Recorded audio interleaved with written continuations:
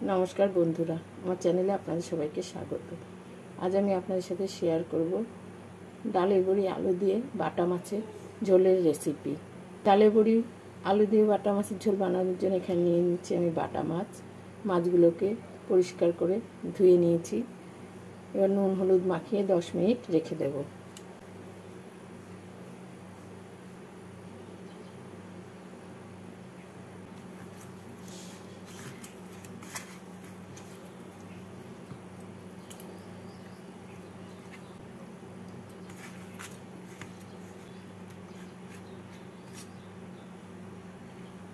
গ্যাসে কড়াই বসিয়ে কড়াইতে দিয়ে দিচ্ছি কিছুটা সরষের তেল। তেলটাকে গরম করে নিয়ে এর মধ্যে প্রথমে ডালের বড়িগুলোকে ভেজে তুলে নেব।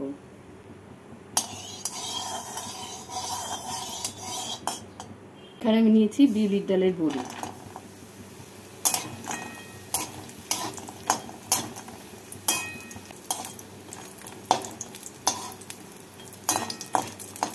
বড়িগুলো ভাজা হয়ে গেছে, উঠিয়ে রাখছি।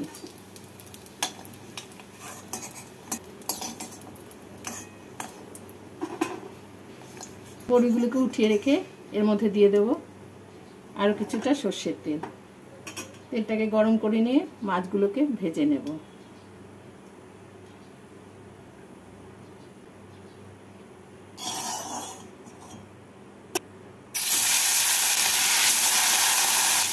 মাছের এক দিকটা লাল হয়ে ভাজা হয়ে গেলে উল্টে আরেক দিকটাকেও লাল করে ভেজে নিচ্ছি।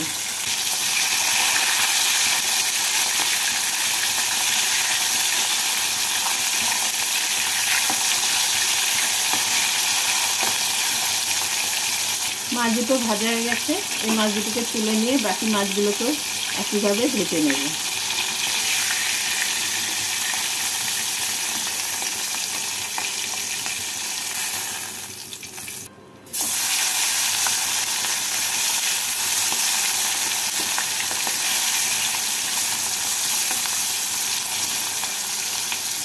মাছগুলোকে ভেজে তুলে নেওয়ার পর এই তেলের মধ্যেই আমি দিয়ে দিচ্ছি দুটো কাঁচা লঙ্কা আর হাফ টিস্পুন কালো জিরে ফোড়ন।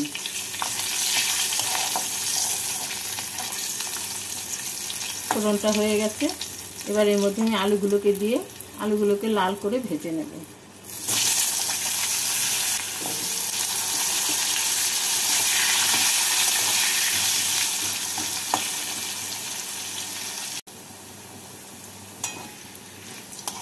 আলুগুলোকে লাল করে ভেজে নিলাম। এবার এর মধ্যে আমি দিয়ে দেবো একটা মিডিয়াম সাইজের টুকরো করা টমেটো।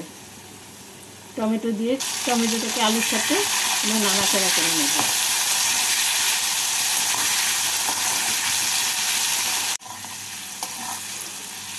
টমেটোকে নাড়াচাড়া করে নিলাম। এবার এর মধ্যে আমি দিয়ে দেবো স্বাদ মতো নুন, হলুদ,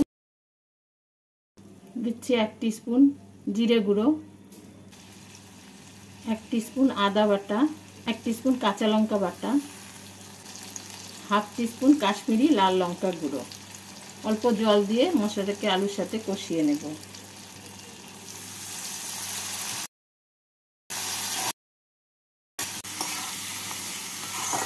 মশলাটাকে কষিয়ে নিলাম। এবার এর মধ্যে আমি দিয়ে দেবো পরিমাণ মতো জল।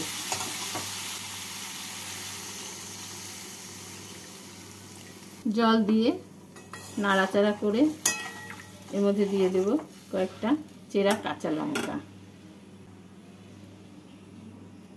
এবার ঢাকা দিয়ে ঝোলটাকে ফুটিয়ে নেব।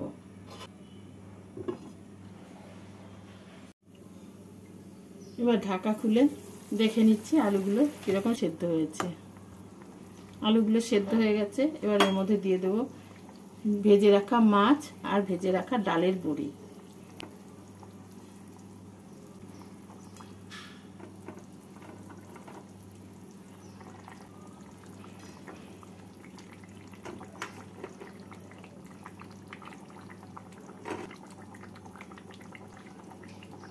মাছ আর ডালের বড়িগুলোকে দিয়ে গ্যাসটাকে মিডিয়াম ফ্লেমে রেখে আবারও 2 মিনিটের জন্য ঢাকা দিয়ে দিচ্ছি, তাতে ডালের বড়িগুলো সেদ্ধ হয়ে যাবে।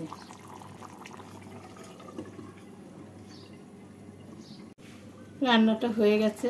এবার ঢাকা খুলে গ্যাসটাকে বন্ধ করে এর মধ্যে আমি দিয়ে দিচ্ছি কিছুটা কুচনো ধনেপাতা।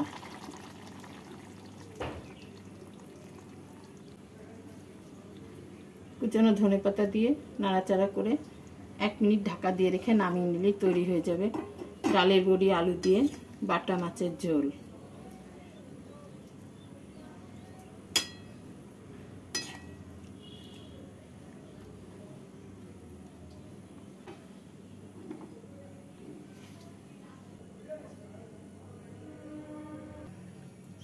আমার এই ভিডিও যদি আপনাদের ভালো লাগে, লাইক, কমেন্ট আর সাবস্ক্রাইব করে পাশে থাকার অনুরোধ রইল।